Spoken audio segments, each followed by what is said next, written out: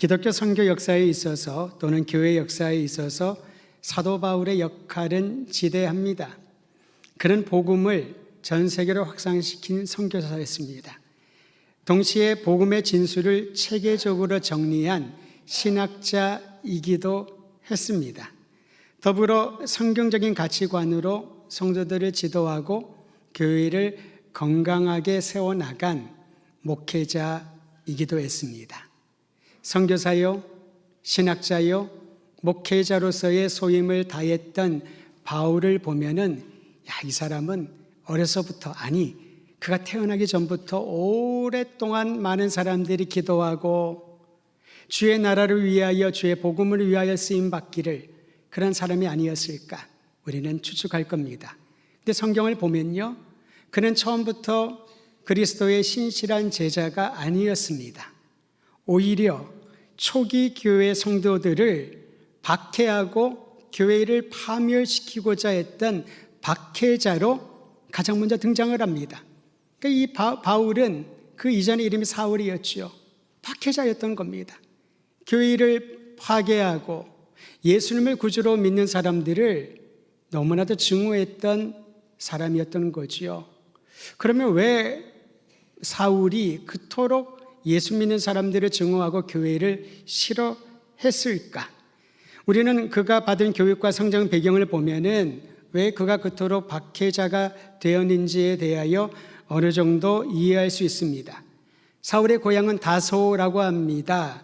다소라고 하는 이 도시는 헬레니즘 문화권 안에 있었습니다. 사실 헬레니즘이란 말은 들어봤지만은 요약을 하면요, 자연의 아름다움을 숭상을 합니다. 인간의 아름다움을 칭송하고 개인의 소중함을 강조하고 있습니다. 어떻게 보면 굉장히 좋아 보이지 않습니까? 그런데 여기에는 여러분 함정이 있습니다.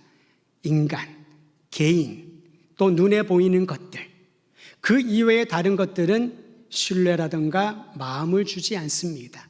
그러니까 헬레니즘의 이 사상과 영향을 받으며 성장한 사울에게는 신이라고 하는 하나님에 대한 생각이 매우 헬라적인 그런 생각을 갖고 있었다는 거죠. 헬라적인 사고의 핵심은요, 분석을 합니다.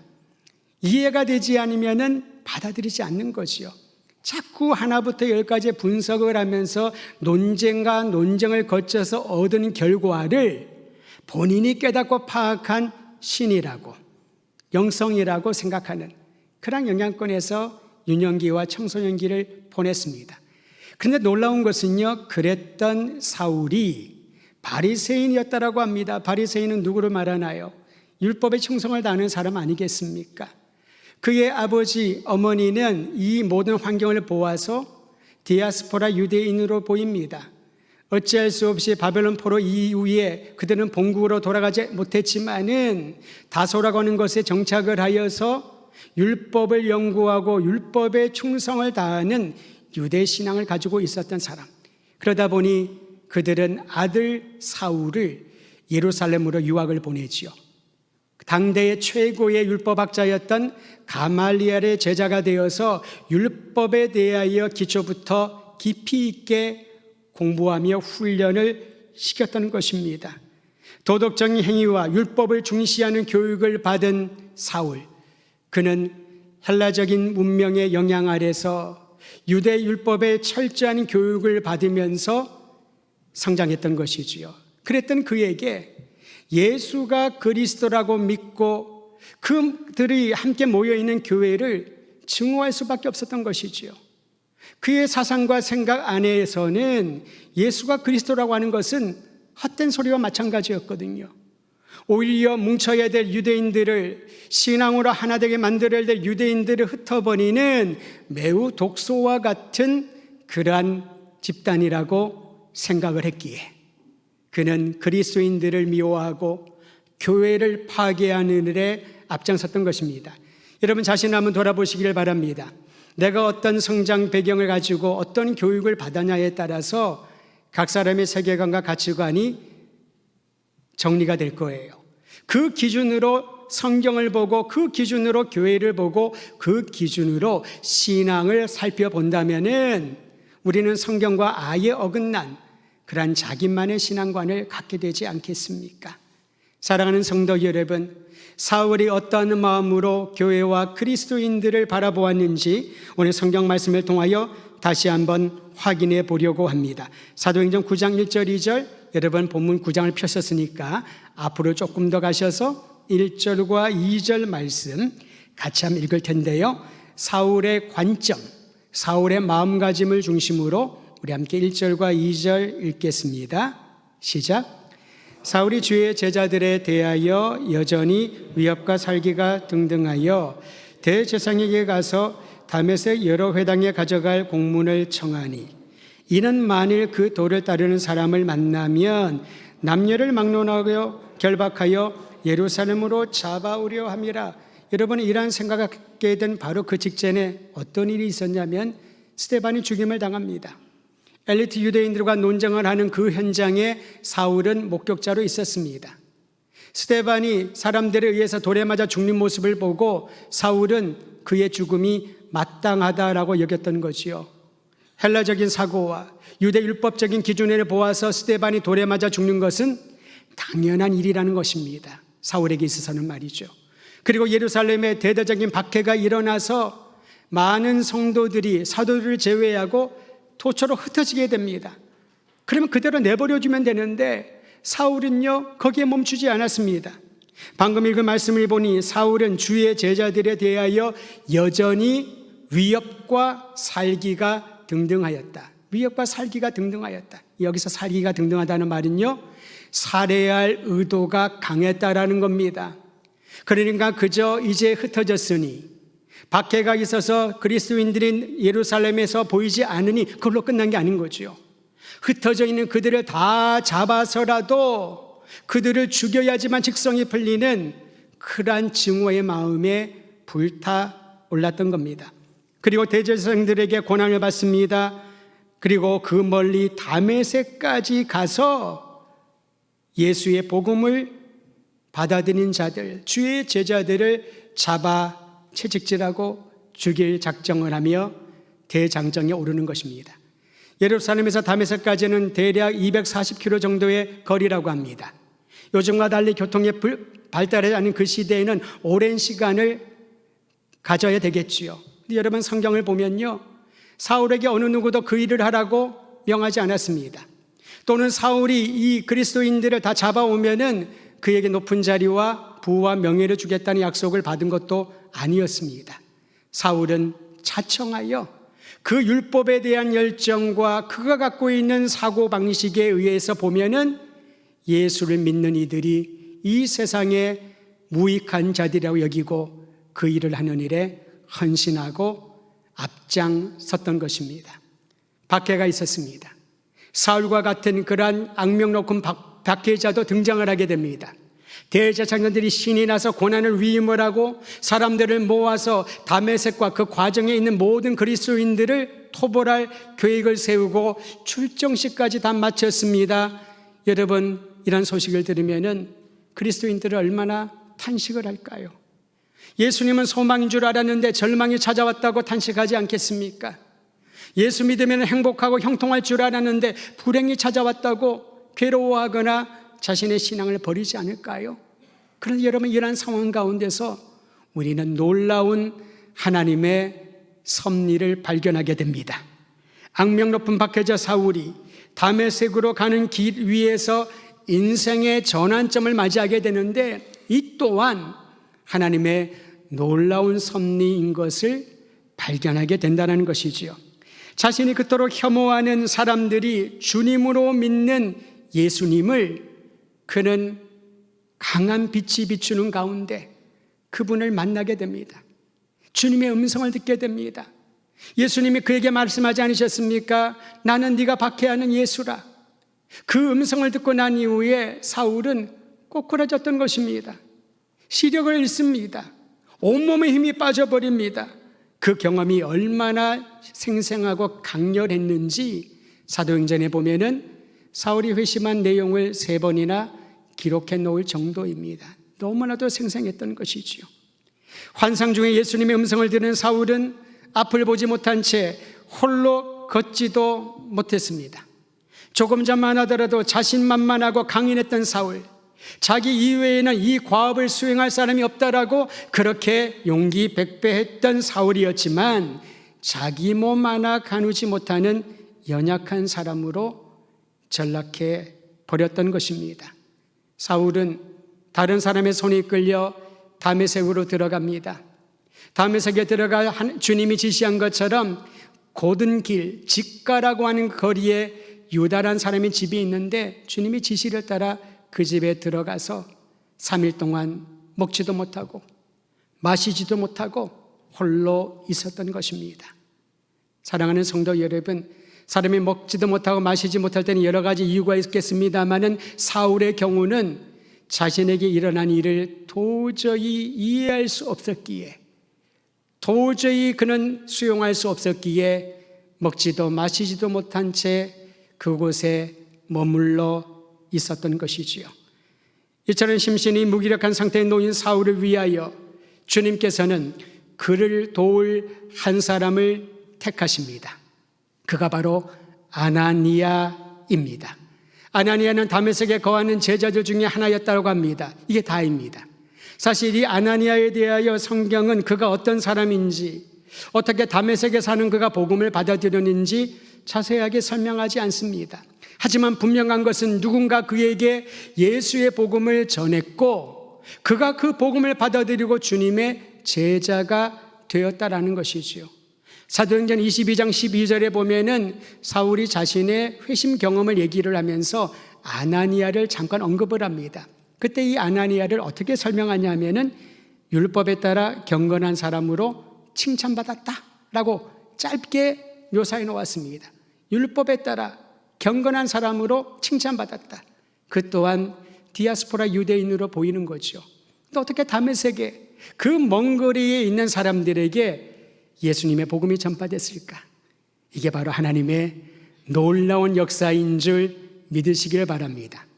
사도행전을 처음부터 쭉 읽다 보면은 우리는 어느 정도 추정할 수 있습니다. 어떻게 복음이 다메섹에 들어갔을까? 여러분, 오순절을 맞이하여서 많은 사람들이 도처에 있는 흩어져 사는 유대인들이 예루살렘에 모이게 되지요. 그 전에 주님의 제자들 120여 명이 함께 마가의 다락방에서 기도 중에 기다리고 있었습니다. 예수님이 약속하신 성령을요. 성령님이 강림하는 것을 120여 명의 제자들이 먼저 경험을 하고요. 그들의 입을 통하여 각 나라의 방언으로 하나님의 위대한 일을 전하는 것을 사람들이 듣게 됩니다. 각처에서 모이던 사람들의 그 출신지가 나와 있는데 그 중에 메소포타미아에서 온 사람들과 아라비아에서 온 사람들이 있다고 합니다. 이게 굉장히 중요한데요. 메소포타미아, 아라비아를 연결하는 중요한 대상로가 되는 곳이 도시가 바로 다메섹이었던 거죠. 사람들은 다메섹으로 통과를 하면서 아라비아에서 메소포타미아 지역으로 또 그 반대 지역으로 왕래를 하며 다메섹을 굉장히 중요한 상업의 도시로 삼았던 것입니다. 오순절 성령 강림을 경험한 사람들, 하나님이 행하시는 위대한 일을 목도한 사람들이 이제 자신의 거처로 돌아가면서 다메섹을 지나가며 예수의 복음을 전했던 것입니다. 우리는 그들의 이름도 알지 못합니다.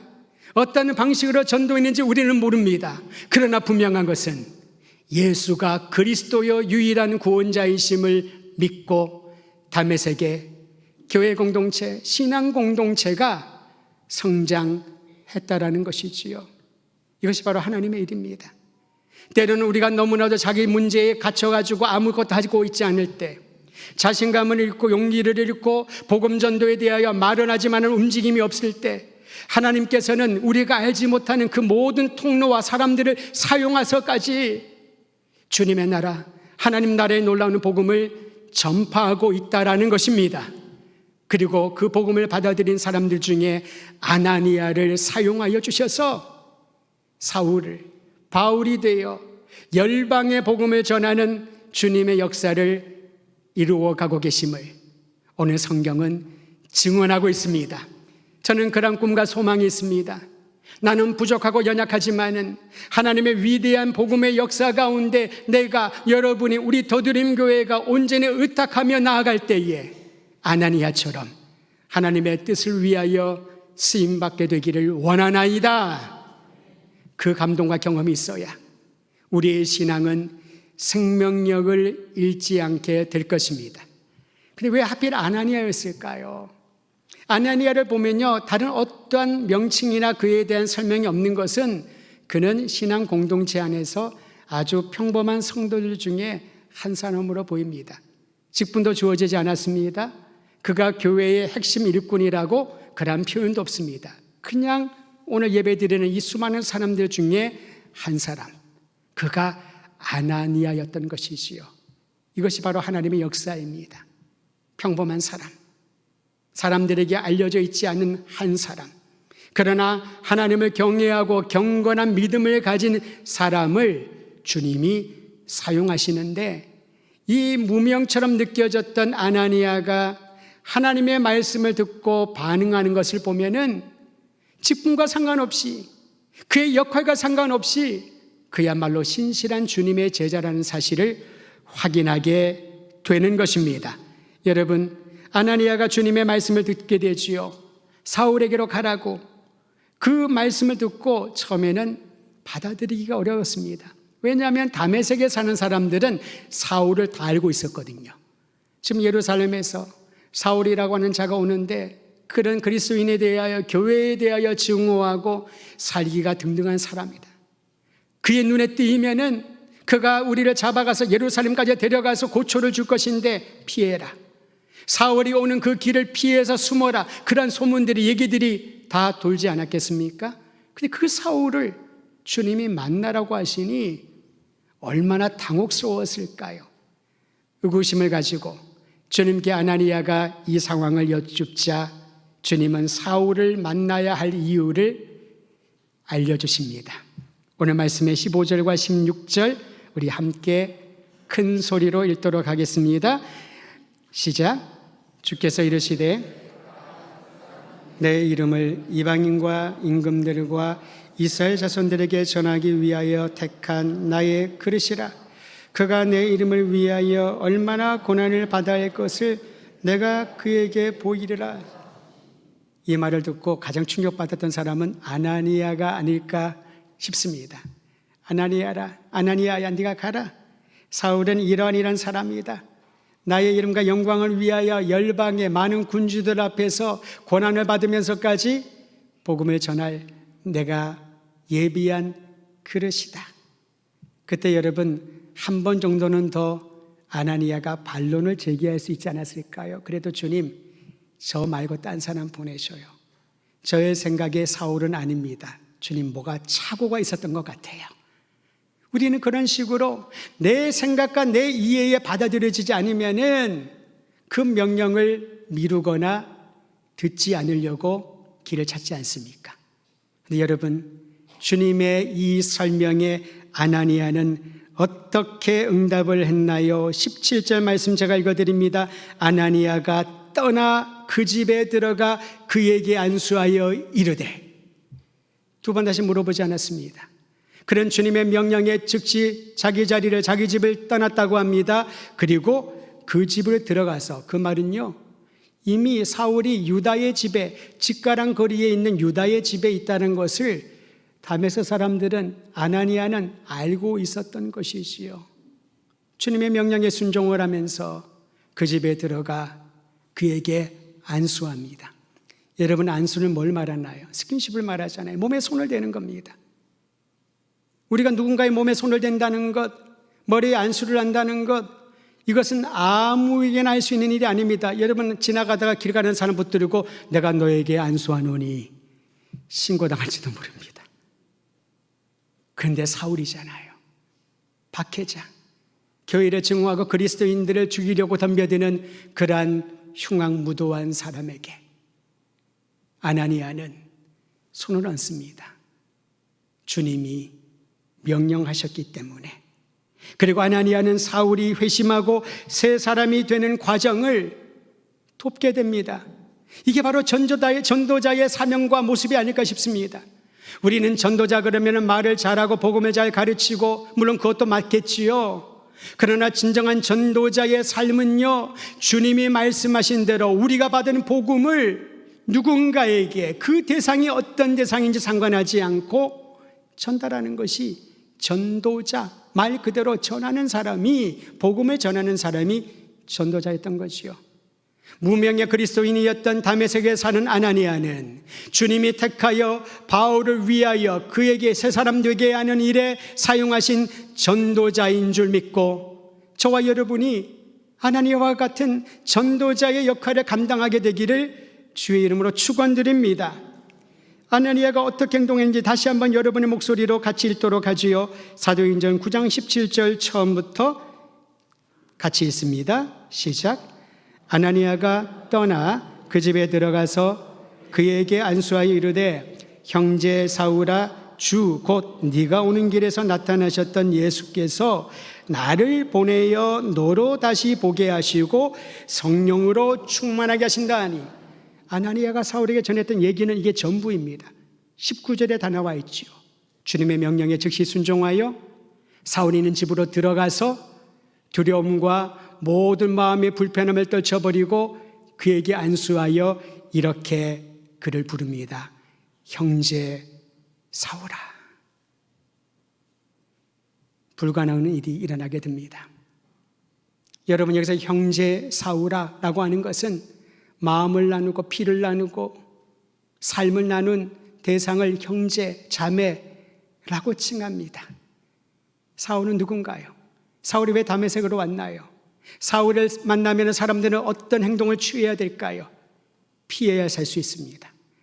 그런데 이제 사울을 아나니아가 찾아가서 나의 형제여, 형제 사울아라고 부릅니다.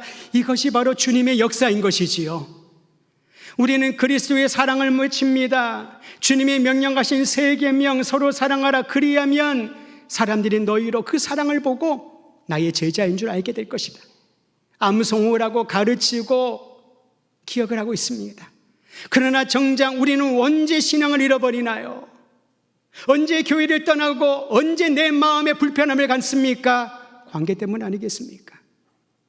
아나니아와 사울의 관계를 말한다면은 때리고 또 때려도 분이 안 풀릴 정도의 교회를 받게 했던 사람 아닌가요? 그런데 아나니아의 마음을 지배하셨던 성령께서 그의 입을 사용하여 진정한 사랑을 이 한마디에 담아 전달하게 됩니다. 형제 사울아. 그 말을 들었을 때 사울이 어떤 반응을 보였을까? 전율이 흘렀을까요? 감동하여 눈물을 흘렸을까요? 아니면 거부하면서 나를 그렇게 부르지 말라고 그렇게 밀쳐냈을까요? 우리는 알지 못하지만은 아나니아를 통하여 사울을 그리스도 안의 형제로 삼아주신 주님의 놀라운 은혜를 이 만남에서 발견하게 되는 것입니다. 그 뒤로 사울이 바울이 되어 이름을 바꾸고 복음을 전할 때 얼마나 많은 핍박을 받나요? 바울을 죽이기 전까지는 밥을 안 먹겠다라고 사생결단한 유대인들이 있었잖아요. 길목을 지키면서 사울이 나타나기만 하면 쳐 죽이려고. 그런데 바울은 그를 보면서 증오하지 않았습니다. 저주하지 않았습니다. 그들과 대항할 수 있는 십자군을 일으키지 않았습니다. 어떻게 했나요? 때리며 맞고 죽이는 위협 가운데 그는 위기를 모면을 하면서 살든지 죽든지 내가 예수 그리스도의 은혜로 변화된 것처럼 고난받는 것 이외에 너희도 나와 같이 되기를 원한다고 자신이 아나니아로부터 형제라고 불리고 그리스도의 사랑을 경험했던 것처럼 자신을 핍박하고 거부하는 이들을 끝까지 주님이 하셨던 것처럼 사랑하며 예수의 복음을 전하지 않았습니까? 전도자 아나니아가 예수님의 마음과 사랑을 사울에게 전하자 그 사랑을 받고 경험하고 변화된 사울은 그리스도의 사랑을 더 강력하고 풍성하게 만나는 사람마다 가는 곳마다 전달하게 된 것입니다.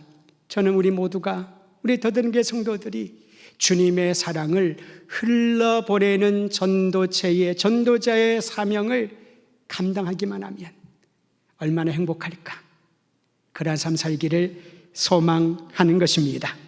이제 전도자는 여러분 나를 보내신 분이 바로 예수님이라는 사실을 확실하게 알면 충분합니다.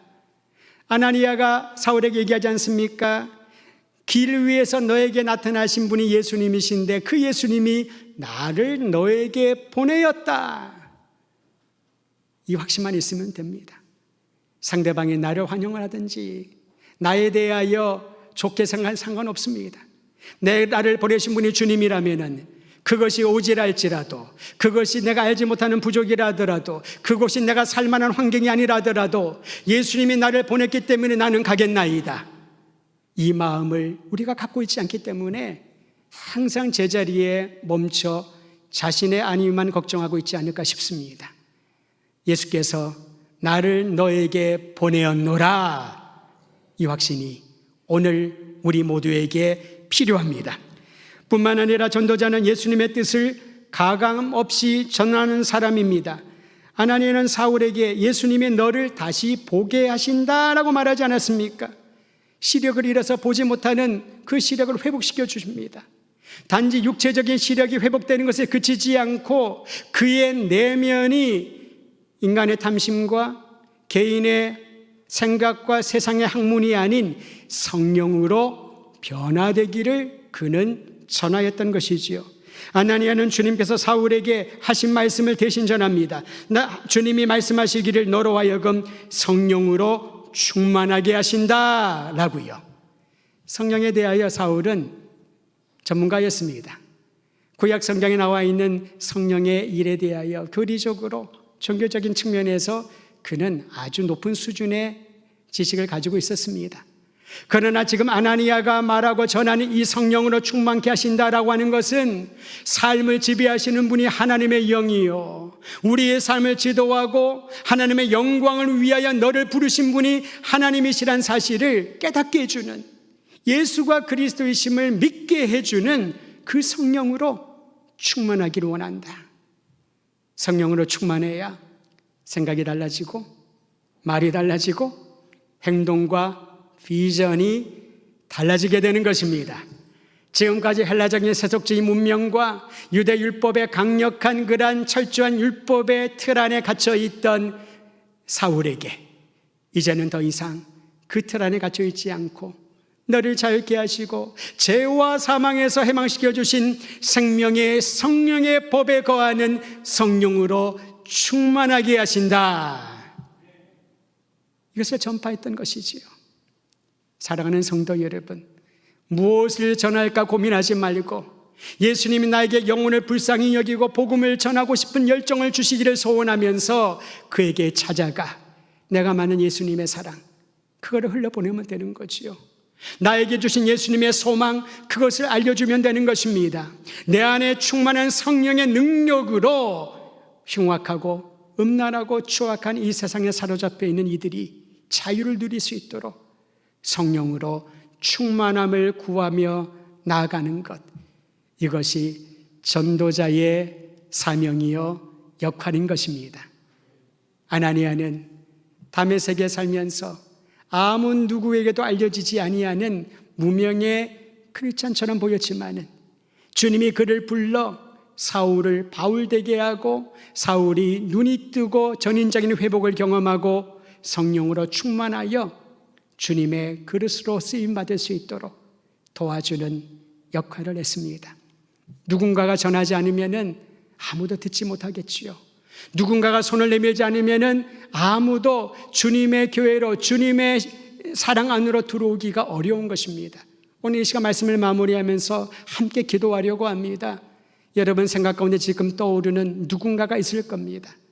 복음을 들어야 될 사람, 아나니아처럼 복음을 나에게 주님이 주시고 그 사람을 나에게 가족으로, 동료로, 이웃으로, 친구로 붙여주셨는데 왜 우리가 주저하고 있을까? 하나님의 섭리는요, 우리를 사용하여 다리와 같은 역할을 하기를 원하지 않습니까? 다리가 끊어지면 이 마을과 저 마을은 단절됩니다. 복음의 생명력이 전달될 수 있도록 아나니아를 사용하여 주신 것처럼 여러분의 생각 가운데 떠오르는 그 사람, 가족일 수도 있겠고요, 자녀일 수도 있겠고, 부모일 수도 있겠고, 동료일 수도 있겠고, 오랫동안 알아온 지인일 수도 있을 것입니다. 그들을 주님 앞에 부탁하며 주님, 나를 아나니아처럼 사용하셔서 사울처럼 주님의 뜻을 위하여 쓰임받을 이 영혼을 주께로 인도하고 새 사람 되는 일에 나를 사용하여 주시옵소서. 그 영혼이 주님께 돌아오게 하소서. 그렇게 그 사람들을 의탁하며 기도하는 시간을 갖도록 하겠습니다. 우리 기도에 주님이 응답하여 주실 줄 믿고 복음의 대상들을 의탁하며 합심하여 기도하겠습니다.